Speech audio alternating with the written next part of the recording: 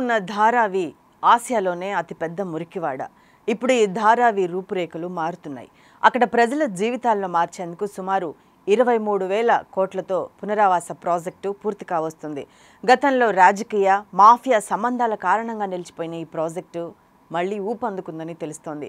దీన్ని చూసి ఓర్వలేకపోతున్న విదేశీ మీడియా బురదజల్లే ప్రయత్నాలు మొదలుపెట్టింది.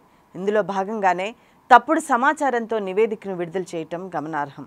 దీనికి సంబంధించిన పూర్తి వివరాలు తెలుసుకుందాం. మన దేశ ఆర్థిక రాజధాని ముంబైలో ఉన్న మురికివాడ ధారావి. ఇక్కడున్న ఇరుకైన ప్రతి గది ఒక ఇల్లే. అందులోనే వంట, నిద్ర, కనీసం నడవటానికి కూడా రోడ్లు ఉండవు. అంత ఇరుకుగా ఉంటుంది.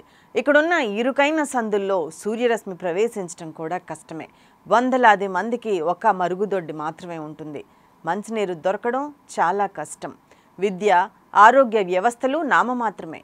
కనీసం నిలబడటానికి కూడా స్థలం లేని ఒకే గదిలో కుటుంబాలు జీవనం సాగిస్తాయి. ఎందుకంటే అదే వారి ప్రపంచం. మహీం నది ఒడ్డున సుమారు 1.75 చదరపు కిలోమీటర్ల విస్తీర్ణంలో ఉంది. 19వ శతాబ్దంలో కరువు, వరదల కారణంగా గుజరాత్ నుంచి వలస వచ్చిన పాడీయ పూర్వీకులు ఇక్కడ చేపల వేట గ్రామంగా స్థిరపడ్డారట. తర్వాత ముంబై మహానగరంలో భాగమైంది. 10 లక్షల మందికి పైగా నివసించే ధారావి ముంబై నగరం హృదయ స్పందన అనొచ్చు.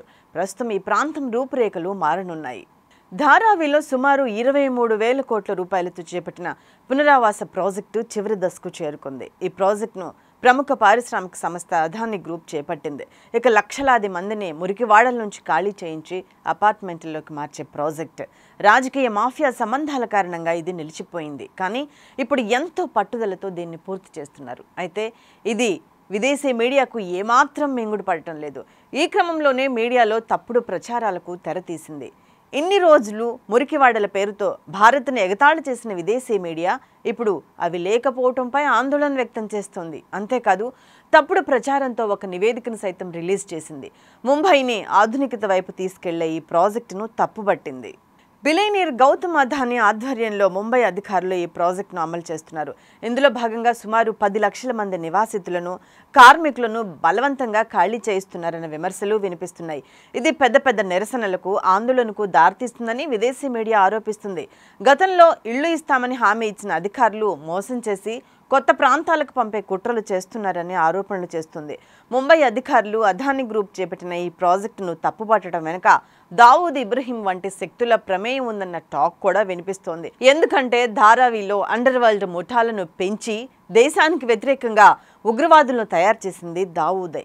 ఇప్పుడు మురికివాడల నిర్మూలన ప్రాజెక్టుకు అతనికి పెద్ద దెబ్బ. కాగా దశాబ్దాలుగా ధారావి ముంబై ఆర్థిక రాజధానిగా జీవనాడిగా ఉంది. తోలు కార్మికులు, శానిటేషన్ వర్కర్స్ వంటి అనధికారిక పరిశ్రమలు ప్రతి ఏటా సుమారు $1 బిలియన్ ఆదాయాన్ని ఆర్జిస్తున్నాయి. ఈ మురికివాడ సుమారు 8,200 కోట్ల టర్నోవర్ కలిగిన చిన్న పరిశ్రమల ప్రాంతం కూడా. ముంబైకి వచ్చే ప్రధాన ఎగుమతి ఆదాయం ధారావి నుంచి రావటమే విశేషం. అందుకే కేంద్ర రాష్ట్ర ప్రభుత్వాలు ప్రత్యేక ఆర్థిక మండలాలు ఏర్పాటు చేయడానికి కోట్లాది రూపాయలు ఖర్చు చేస్తున్నాయి. అయితే ప్రభుత్వం తీసుకున్న ఈ ఆలోచన కంటే ముందే ధారావి చిన్న పరిశ్రమలకు కేంద్రంగా అభివృద్ధి చెందింది. నిజానికి ధారావి పునరుద్ధరణ ప్రాజెక్టు ఆలోచన ఇప్పటిది కాదు, సుమారు 33 సంవత్సరాల కిందటిది. అనేక టెండర్ల తర్వాత అదానీ ఈ ప్రాజెక్టులోకి వచ్చారు.